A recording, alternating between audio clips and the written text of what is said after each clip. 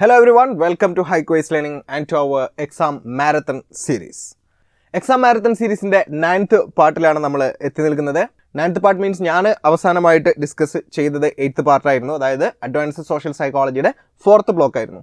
ഇനി നമ്മൾ പറയാൻ വേണ്ടി പോകുന്നത് ഇപ്പോൾ ഓൾറെഡി നിങ്ങൾക്ക് അവൈലബിൾ ആയിട്ടുണ്ടാവും റിസർച്ച് മെത്തേഡ്സ് പേപ്പറിൻ്റെ ഫസ്റ്റിലത്തെ 2 ബ്ലോക്കുകൾ ഓൾറെഡി അവൈലബിൾ ആയിട്ടുണ്ടാവും. അപ്പോൾ 3rd ബ്ലോക്കിനെ കുറിച്ചാണ് ഇപ്പോൾ നമ്മൾ ഡിസ്കസ് ചെയ്യാൻ വേണ്ടി പോകുന്നത്. അപ്പോൾ എന്തായാലും ഈ പറയുന്ന എക്സാം മാരത്തൺ സീരീസിനെ കുറിച്ച് കൂടുതൽ അറിയാത്ത ആളുകൾക്ക് വേണ്ടിയിട്ട് ഞാൻ ജസ്റ്റ് ക്വിക്കായിട്ട് എന്താണ് നമ്മൾ ചെയ്യുന്നതെന്ന് പറഞ്ഞുതരാം.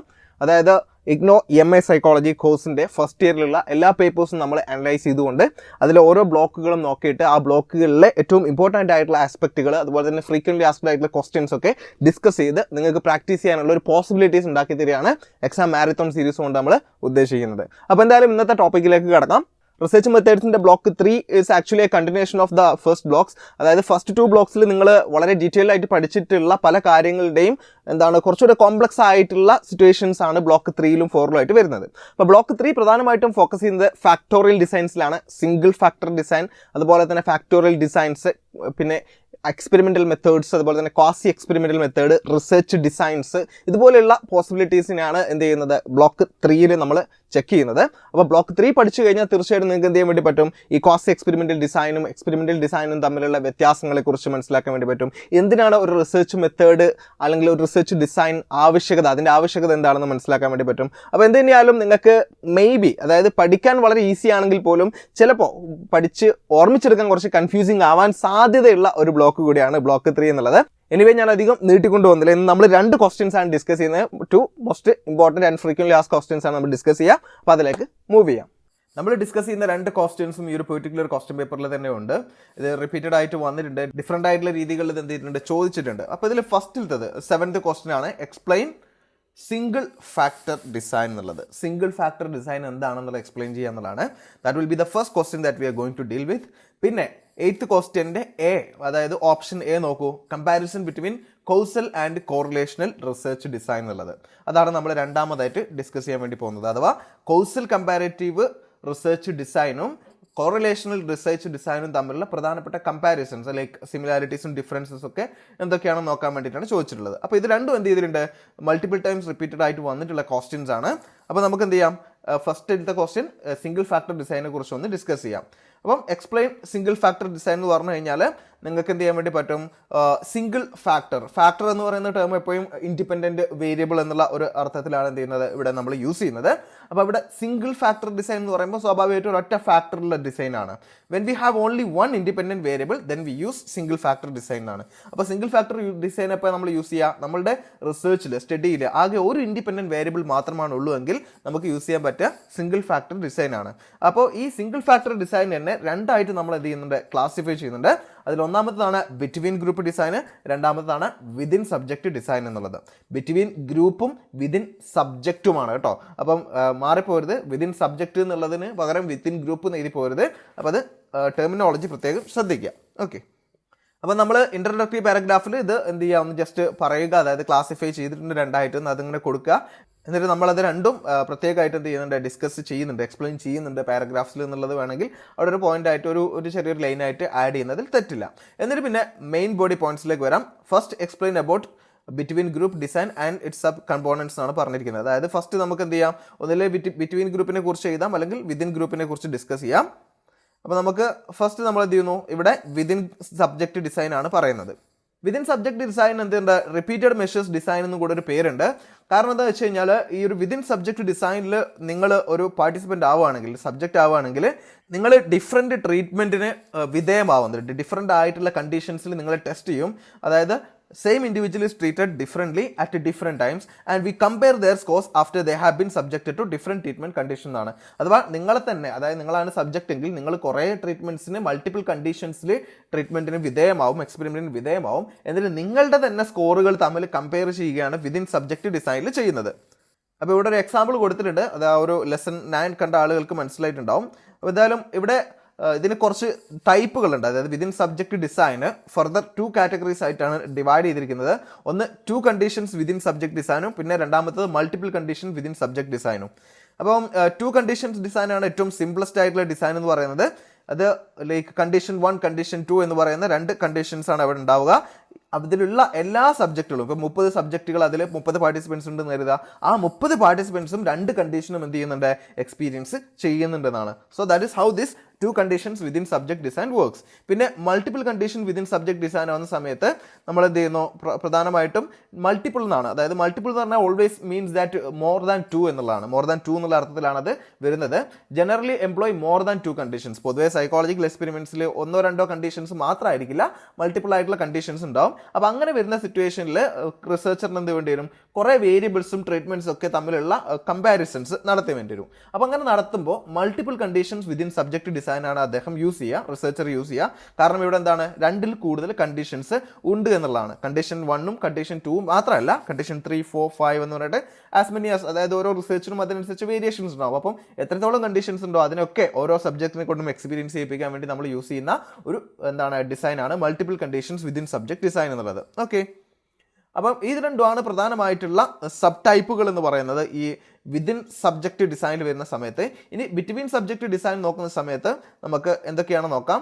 ബിറ്റ്വീൻ ഗ്രൂപ്പ് ഡിസൈൻ എന്ന് പറഞ്ഞു കഴിഞ്ഞാൽ ഒരു സബ്ജക്റ്റ് ഒരൊറ്റ പെർട്ടിക്കുലർ ആയിട്ടുള്ള ട്രീറ്റ്മെൻറ്റ് മാത്രമേ എന്ത് ചെയ്യുന്നുള്ളൂ, വിധേയമാവുന്നുള്ളൂ. അതായത് നിങ്ങളൊരു സബ്ജക്റ്റ് ആണെന്ന് കരുതുക, നിങ്ങൾ ബിറ്റ്വീൻ ഗ്രൂപ്പ് ഡിസൈൻ ലാണ് നിങ്ങൾ പാർട്ടിസിപ്പേറ്റ് ചെയ്യുന്നത്, അല്ലെങ്കിൽ അങ്ങനെ ഒരു റിസർച്ചിലാണ് പാർട്ടിസിപ്പേറ്റ് ചെയ്യുന്നതെങ്കിൽ നിങ്ങൾക്ക് ആകെ ഒരു ട്രീറ്റ്മെൻറ്റ് കണ്ടീഷനെ എക്സ്പീരിയൻസ് ചെയ്യേണ്ടതായിട്ട് വരുള്ളൂ.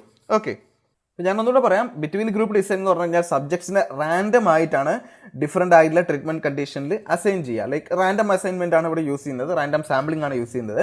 ഡിഫറെൻറ്റ് കണ്ടീഷൻസിൽ സബ്ജക്ട്സിന് ഉണ്ടാക്കാൻ പറ്റുന്ന ഇമ്പാക്റ്റുകൾ, എഫക്റ്റുകൾ ഇതിലൂടെ എന്ത് ചെയ്യാൻ വേണ്ടി പറ്റും, കാൽക്കുലേറ്റ് ചെയ്യാൻ വേണ്ടി പറ്റും. ഓക്കെ, ഒരു സബ്ജക്റ്റ് ഒരൊറ്റ പെർട്ടിക്കുലർ ആയിട്ടുള്ള കണ്ടീഷനിൽ മാത്രമേ വിധേയമാവുന്നുള്ളൂ.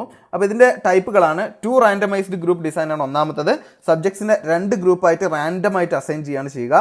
അതിനു മുമ്പ് എക്സ്പെരിമെൻറ്റർ എന്ത് ചെയ്യുന്നുണ്ട്, independent variable, dependent variable, population ഒക്കെ എന്ത് ചെയ്യും, ഓൾറെഡി തീരുമാനിക്കുന്നതാണ്. ഓക്കെ, പിന്നെ ഇതിൻ്റെ ഒരു പ്രത്യേകത പറഞ്ഞാൽ ഇതിൽ ആദ്യത്തെ ഗ്രൂപ്പ് ഇതിൽ എക്സ്പെരിമെന്റൽ ഗ്രൂപ്പ് ആയിരിക്കും, രണ്ടാമത്തത് കൺട്രോൾ ഗ്രൂപ്പ് ആയിരിക്കും. ഓക്കെ, പിന്നെ മാൻ വൈറ്റ്നി യു ടെസ്റ്റ് പോലെയുള്ള ടെസ്റ്റുകളൊക്കെ ഈ ഒരു പെർട്ടിക്കുലർ ആയിട്ടുള്ള 2 റാൻഡമൈസ്ഡ് ഗ്രൂപ്പ് ഡിസൈൻ ആണ് എന്ത് ചെയ്യുന്നത്, യൂസ് ചെയ്യുന്നത്. ഇനി മൾട്ടിപ്പിൾ ഗ്രൂപ്പ് ഡിസൈൻ എന്ന് പറഞ്ഞു കഴിഞ്ഞാൽ എല്ലാം റാൻഡമൈസ്ഡ് ഗ്രൂപ്പ്സ് തന്നെയായിരിക്കും, പക്ഷേ 2-ൽ കൂടുതൽ റാൻഡമൈസ്ഡ് ഗ്രൂപ്പുകൾ ഉണ്ടാവും. അതിൽ ഒരു ഗ്രൂപ്പ് തീർച്ചയായിട്ടും ലൈക്ക് കൺട്രോൾ ഗ്രൂപ്പ് ആയിരിക്കും. മറ്റേ ബാക്കിയുള്ള ഗ്രൂപ്പുകളൊക്കെ 2-ഓ അതിൽ കൂടുതലോ എക്സ്പെരിമെന്റൽ ഗ്രൂപ്പുകളും ഉണ്ടാവുന്നതാണ്. ഓക്കെ, പിന്നെ അടുത്തതാണ് മാച്ച്ഡ് ഗ്രൂപ്പ് എന്ന് പറയുന്നത്. മാച്ച്ഡ് ഗ്രൂപ്പ് ഡിസൈൻ എന്ന് പറഞ്ഞു കഴിഞ്ഞാൽ ആദ്യം എല്ലാ സബ്ജക്ട്സിനും ഒരു സെയിം കോമൺ ടാസ്ക് നമ്മൾ ചെയ്യിപ്പിക്കും, എന്നിട്ട് അവരുടെ അബിലിറ്റി മെഷർ ചെയ്യും. അതുകൊണ്ട് തന്നെ അങ്ങനെ ഒരു ഫോം ചെയ്യുന്ന ഗ്രൂപ്പിൽ ഈക്വലന്റ് ആയിരിക്കും എന്നാണ് പറയുന്നത്. മാച്ച്ഡ് ഗ്രൂപ്പ് ഡിസൈനിൽ ഈക്വലന്റ് ഗ്രൂപ്പുകളാണ് ഉണ്ടാവുക. കാരണം ആദ്യം നമ്മൾ എല്ലാ ആളുകളെ കൊണ്ടും എന്ത് ചെയ്യുന്നുണ്ട്, ഒരു ടെസ്റ്റ് ചെയ്യിപ്പിക്കുന്നുണ്ട്. അതിന്റെ സ്കോറിന്റെ ബേസിലാണ് നമ്മൾ എന്ത് ചെയ്യുക, അവരെ ഗ്രൂപ്പ്സ് ആക്കി തിരിക്കുക. അപ്പോൾ ഓരോ ഗ്രൂപ്പിനും ഇൻഡിപെൻഡന്റ് വേരിയബിൾസിന്റെ വാല്യൂസ് ഇൻട്രൊഡ്യൂസ് ചെയ്യും. എന്നിട്ട് 2 ഗ്രൂപ്പിന്റെയും ഉള്ളിൽ നിന്ന് ഡിപെൻഡന്റ് വേരിയബിൾസിന്റെ മീൻ സ്കോർ കാൽക്കുലേറ്റ് ചെയ്യാണ് ചെയ്യുക. അപ്പോൾ 2 ഗ്രൂപ്പും കംപ്ലീറ്റ്ലി സെയിം സൈസ് ആവണമെന്നില്ലെങ്കിൽ പോലും വലിയ ഡിഫറൻസ് ഉണ്ടാവാൻ പാടില്ല, അല്ലെങ്കിൽ ഉണ്ടാവാൻ സാധ്യതയില്ല. കാരണം ലൈക്ക് ആ സ്കോർസൊക്കെ ഏകദേശം ഒരുപോലെ ആവണമെന്നാണ്. ഓക്കെ, പിന്നെ ഇത് നമ്മൾ ചെയ്യുന്ന സമയത്ത്, ഗ്രൂപ്പ് ഫോം ചെയ്യുന്ന സമയത്ത് വേരിയബിൾസ് ഏതൊക്കെ എന്നത് വളരെ കെയർഫുൾ ആയിട്ട് എന്ത് ചെയ്യണം, സെലക്ട് ചെയ്യണം. ഡിപെൻഡന്റ് വേരിയബിളിനോട് മാച്ചിങ് വേരിയബിളിന് നല്ല ഹൈ കോറിലേഷൻ ഉണ്ടായിരിക്കണം എന്നുള്ള ഒരു ഉപാധി കൂടെ ഇവിടെ ഉണ്ട്. അപ്പോൾ അധികം കൺഫ്യൂസ്ഡ് ആവുന്നില്ല, അത് ഞാൻ അടുത്തതിലേക്ക് പോകാം. മാച്ചിങ് ബൈ പേഴ്സ് എന്ന് പറഞ്ഞാണ് അടുത്ത ഒരു ടൈപ്പ് ബിറ്റ്വീൻ ഗ്രൂപ്പ് ഡിസൈനിലെ. മാച്ചിങ് ബൈ പേഴ്സ് എന്ന് പറഞ്ഞാൽ പേഴ്സ് ആയിട്ടാണ് മാച്ചിങ് നടത്തുക.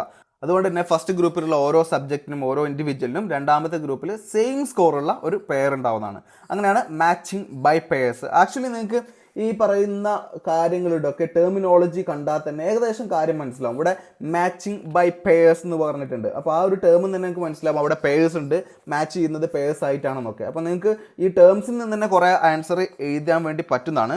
പിന്നെ അടുത്തതാണ് matching in terms of mean and standard deviation എന്നുള്ളത്. ബേസിക്കലി പേഴ്സൺ ടു പേഴ്സൺ ആയിട്ട് മാച്ചിങ് പറ്റാത്ത സിറ്റുവേഷനിൽ ഗ്രൂപ്പിൻ്റെ മീൻ സ്കോറും സ്റ്റാൻഡേർഡ് ഡീവിയേഷനും നോക്കിയിട്ട് മാച്ച് ചെയ്യുന്നതാണ് ഈ ഒരു പെർട്ടിക്കുലർ രീതി എന്നുള്ളത്, matching in terms of mean and standard deviation എന്നുള്ളത്. അപ്പോൾ അത്രയൊക്കെയാണ് നമുക്ക് ബിറ്റ്വീൻ ഗ്രൂപ്പ് ഡിസൈനിൽ പറയാനുള്ളത്. ഇത്രയും കാര്യങ്ങൾ എഴുതി കഴിഞ്ഞാൽ തന്നെ നിങ്ങൾക്ക് എന്ത് ചെയ്യാൻ വേണ്ടി പറ്റും, ഈ പെർട്ടിക്കുലർ ആയിട്ടുള്ള സിംഗിൾ ഫാക്ടർ ഡിസൈനിനെ കുറിച്ചുള്ള ക്വസ്റ്റിന് നല്ല മാർക്ക് സ്കോർ ചെയ്യാൻ വേണ്ടി പറ്റുന്നതാണ്. അപ്പോൾ നമുക്ക് അടുത്ത പോർഷനിലേക്ക് പോവാം, which is about correlational design and causal comparative research design. ഇത് തമ്മിലുള്ള പ്രധാനപ്പെട്ട ഡിഫറൻസസിനെ കുറിച്ചാണ് ചോദിച്ചിരിക്കുന്നത്. Comparison between causal comparative and correlational design. അപ്പോൾ ആദ്യം സ്വാഭാവികമായിട്ടും കോറിലേഷണൽ ഡിസൈൻ എന്താണെന്നും പിന്നീട് കോസൽ കമ്പാരിറ്റീവ് ഡിസൈൻ എന്താണെന്നും കൃത്യമായിട്ടൊന്ന് ഡിഫൈൻ ചെയ്യാന്നുള്ള നിർബന്ധമാണ്. ഞാൻ അധികം ഓവറായിട്ട് അതിലേക്ക് പോകുന്നില്ല. ഞാൻ ജസ്റ്റ് സിമിലാരിറ്റീസും ഡിഫറൻസസും മാത്രമാണ് ഇവിടെ പറയുന്നത്. അപ്പോൾ നിങ്ങൾ ആ ഒരു ലെസൻ്റെ നോട്ടുകൾ നിങ്ങൾ അതിന് യൂട്ടിലൈസ് ചെയ്യുക. I'm talking to high quest students. അപ്പം ലെസൺ 12 നമ്മൾ ഡിസ്കസ് ചെയ്തത് യൂണിറ്റ് 4. അപ്പോൾ ഇതിൽ പ്രധാനപ്പെട്ട സിമിലാരിറ്റീസ് രണ്ടും നോൺ എക്സ്പെരിമെൻ്റൽ മെത്തേഡ് ആണെന്നുള്ളത് പ്രധാനപ്പെട്ട ഒരു സിമിലാരിറ്റിയാണ്. കാരണം ലൈക്ക് കോസൽ കമ്പാരിറ്റീവ് ഡിസൈൻ ആണെങ്കിലും കോറിലേഷണൽ ഡിസൈൻ ആണെങ്കിലും രണ്ടും എക്സ്പെരിമെൻ്റൽ മെത്തേഡ്സ് അല്ല. അതുപോലെ തന്നെ the lakh manipulation of N independent variable. Okay, അത് നോൺ എക്സ്പെരിമെൻ്റൽ ആയതുകൊണ്ട് തന്നെ ഒരു മാനിപ്പുലേഷൻ, ഇൻഡിപെൻഡൻറ്റ് വേരിയബിളിൻ്റെ മാനിപ്പുലേഷൻ ഇവിടെ എന്താണ്, മിസ്സിംഗ് ആണ്, അല്ലെങ്കിൽ അത് കുറവാണ്. That is under the control of the experiment and has both cases random assignment of participants is not possible എന്നാണ്. കോസൽ കമ്പാരിറ്റീവ് ഡിസൈനിലാണെങ്കിലും കോറിലേഷൻ ഡിസൈനിലാണെങ്കിലും നമുക്ക് എന്ത് ചെയ്യാൻ പറ്റില്ല, നമുക്ക് പാർട്ടിസിപ്പൻസിനെ റാൻഡമായിട്ട് അസൈൻ ചെയ്യാൻ വേണ്ടി പറ്റില്ല എന്നാണ്. ഓക്കെ, കൺഫൗണ്ടിങ് വേരിയബിൾസിനെ കൺട്രോൾ ചെയ്യാൻ വേണ്ടി നമ്മൾ യൂസ് ചെയ്യുന്ന ടെക്നിക്ക് കോസൽ കമ്പാരിറ്റീവിലും കോറിലേഷൻ ഡിസൈനിലും സെയിം ആണെന്നുള്ളതാണ് മറ്റൊരു സിമിലാരിറ്റി ആയിട്ട് പറയപ്പെടുന്നത്. ഓക്കെ, പിന്നെ അടുത്തതാണ് ഡിഫറൻസസിലേക്ക് വരുമ്പോൾ വളരെ ഈസിയാണ് നിങ്ങൾക്ക് മനസ്സിലാക്കാൻ. Correlation research on the other hand does not look at the differences between group. Causal comparative design it's a comparative design അല്ലേ, അതായത് രണ്ട് ഗ്രൂപ്പുകൾ തമ്മിലുള്ള സ്കോഴ്സിലുള്ള ഡിഫറൻസസ് ഒക്കെയാണ് അവിടെ നോക്കുന്നത്. പക്ഷേ കോറിലേഷനിൽ ഡിഫറൻസസ് നോക്കുന്നില്ല, പകരം റിലേഷൻഷിപ്പ് ആണ് നോക്കുന്നത്. രണ്ട് വേരിയബിൾസ് തമ്മിലുള്ള ഡിഫറൻസ് അല്ല, രണ്ട് വേരിയബിൾസിന് തമ്മിൽ കമ്പയർ ചെയ്യുകയല്ല കോറിലേഷണൽ ഡിസൈൻ ചെയ്യുന്നത്. കോറിലേഷണൽ ഡിസൈൻ അവ തമ്മിലുള്ള റിലേഷൻഷിപ്പിനെ എസ്റ്റാബ്ലിഷ് ചെയ്യാൻ വേണ്ടി നോക്കുകയാണ് ചെയ്യുന്നത്. അപ്പം അതൊരു മേജർ ഡിഫറൻസ് ആണ്. കാരണം കോസൽ കമ്പാരിറ്റീവ് ഡിസൈൻ രണ്ട് വേരിയബിൾസിന്റെ ഡിഫറൻസുകളെ കമ്പയർ ചെയ്യുകയാണ് ചെയ്യുന്നത്. പക്ഷേ കോറിലേഷണൽ ഡിസൈനോ അതിന്റെ റിലേഷൻഷിപ്പിനെ ഫൈൻഡ് ചെയ്യാൻ വേണ്ടി നോക്കുകയാണ് ചെയ്യുന്നത്. പിന്നെ causal comparative research compares groups but correlation research look at one group having nothing to do with establishing evidence of causality എന്നാണ്. അതായത് മൾട്ടിപ്പിൾ ഗ്രൂപ്പുകൾ വരുന്ന സമയത്തും അത് തമ്മിൽ കണക്ഷൻ ഉണ്ടെങ്കിൽ പോലും അത് ഒരു ഇൻഡിപെൻഡൻ്റ് ആയിട്ട് വർക്ക് ചെയ്യുന്ന ഗ്രൂപ്പുകളെ അഫക്റ്റ് ചെയ്യാത്ത രീതിയിൽ കാര്യങ്ങൾ കൊണ്ടുപോകുന്നു എന്നാണ് കോറിലേഷൻ ഡിസൈനിൻ്റെ മറ്റൊരു പ്രത്യേകതയായിട്ട് പറയുന്നത്. In correlation research some independent variable is labeled as predictor variable but not in causal comparative research. Causal comparative റിസർച്ചിൽ predictor variables ഒന്നുമില്ല, അല്ലെങ്കിൽ ക്രൈറ്റീരിയൻ വേരിയബിൾസ് എന്നുള്ള ടേംസ് ഒന്നും യൂസ് ചെയ്യാറില്ല. പക്ഷേ കോറിലേഷനിൽ നമ്മൾ യൂസ് ചെയ്യും. കാരണം കോറിലേഷനിൽ predictor വേരിയബിൾ എന്ന് പറയുന്നത് എന്താണെന്ന് വെച്ച് കഴിഞ്ഞാൽ ആക്ച്വലി ഇത് പറയുന്നത് രണ്ട് വേരിയബിൾസ് തമ്മിൽ കോറിലേഷൻ ഉണ്ടെങ്കിൽ അതിൽ ഒന്നിൻ്റെ സ്കോർ നമുക്ക് അറിയാമെങ്കിൽ രണ്ടാമത്തെ സ്കോർ നമുക്ക് പ്രെഡിക്റ്റ് ചെയ്യാൻ വേണ്ടി പറ്റുമെന്നാണ്.